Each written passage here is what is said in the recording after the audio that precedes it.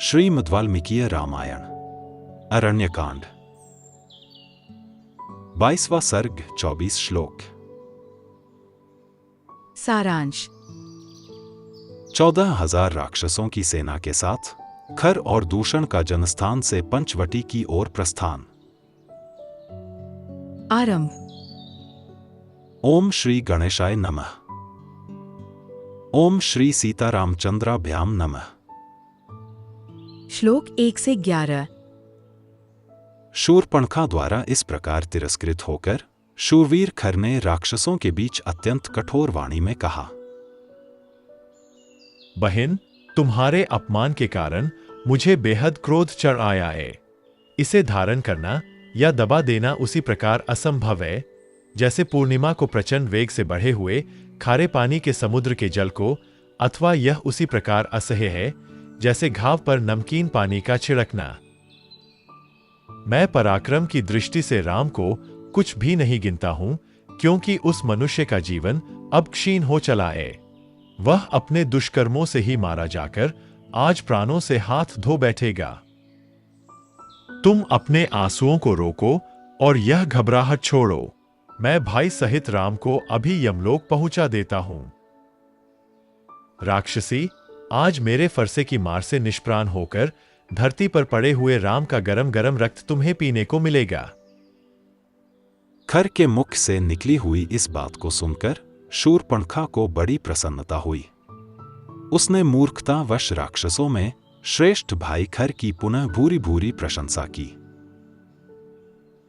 उसने पहले जिसका कठोर वाणी द्वारा तिरस्कार किया और पुनः जिसकी अत्यंत सराहना की, उस खर ने उस समय अपने सेनापति दूषण से कहा,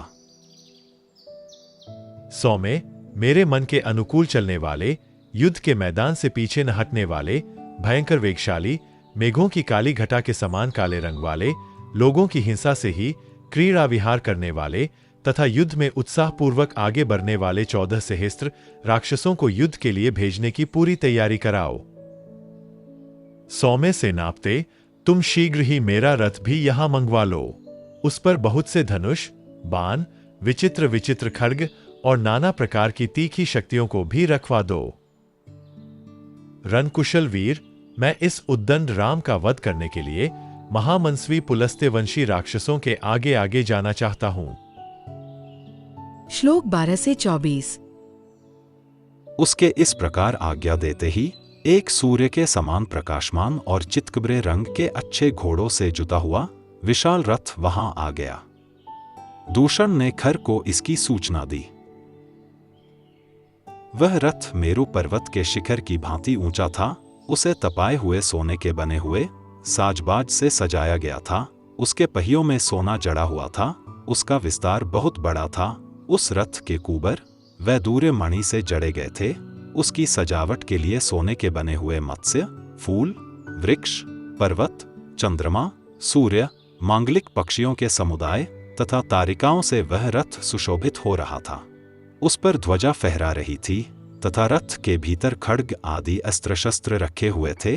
छोटी छोटी घंटियों अथवा सुंदर घुंघरुओं से सजे और उत्तम घोड़ों से जुते उस रथ पर राक्षसराज खर उस समय आरूढ़ हुआ। अपनी बहन के अपमान का स्मरण करके उसके मन में बड़ा अमर्ष हो रहा था। रथ, ढाल, अस्त्र शस्त्र तथा ध्वज से संपन्न उस विशाल सेना की ओर देखकर खर और दूषण ने समस्त राक्षसों से कहा, निकलो, आगे बढ़ो। कूच करने की आज्ञा प्राप्त होते ही भयंकर ढाल, अस्त्र शस्त्र तथा ध्वजा से युक्त वह विशाल राक्षस सेना जोर जोर से गर्जना करती हुई जनस्थान से बड़े वेग के साथ निकली। सैनिकों के हाथों में मुद्र, पट्टिश, शूल, अत्यंत तीखे फरसे, खड्ग, चक्र और तोमर चमक उठे। शक्ति, भयंकर परिघ, विशाल धनुष, गदा, तलवार, मुसल तथा वज्र, 8 कोण वाले आयुध विशेष उन राक्षसों के हाथों में आकर बड़े भयानक दिखाई दे रहे थे। इन अस्त्र शस्त्रों से उपलक्षित और खर के मन की इच्छा के अनुसार चलने वाले अत्यंत भयंकर 14,000 राक्षस जनस्थान से युद्ध के लिए चले। उन भयंकर दिखाई देने वाले राक्षसों को धावा करते देख खर का रथ भी कुछ देर सैनिकों के निकलने की प्रतीक्षा करके उनके साथ ही आगे बढ़ा। तदंतर खर का अभिप्राय जानकर उसके सारथी ने तपाए हुए सोने के आभूषणों से विभूषित उन चितकबरे घोड़ों को हाका। उसके हाकने पर शत्रुघाती खर का रथ शीघ्र ही अपने घर घर शब्द से संपूर्ण दिशाओं तथा उपदिशाओं को प्रतिध्वनित करने लगा। उस समय खर का क्रोध बढ़ा हुआ था, उसका स्वर भी कठोर हो गया था। वह शत्रुओं के वध के लिए उतावला होकर यमराज के समान भयानक जान पड़ता था।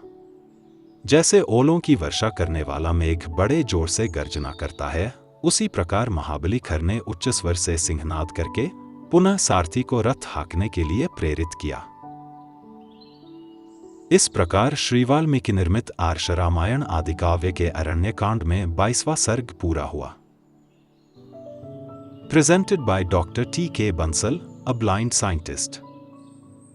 Please like and share this video, and don't forget to subscribe my channel.